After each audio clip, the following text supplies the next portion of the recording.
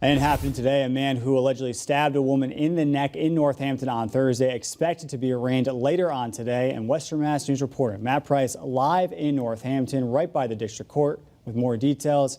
Matt, a very disturbing situation. What can you tell us?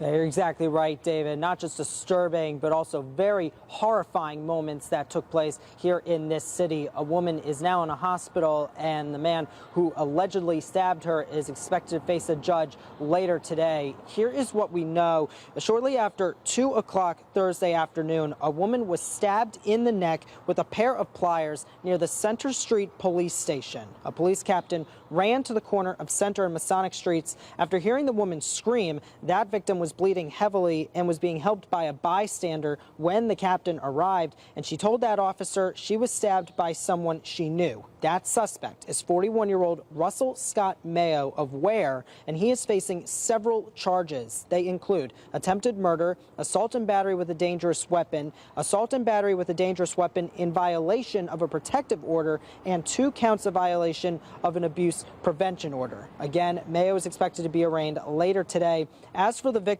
who has not been identified, she was treated at the scene and then was later taken to Bay State Medical Center in Springfield for further treatment. As of this moment, she is in stable condition. Reporting live in Northampton, Matt Price, Western Mass News.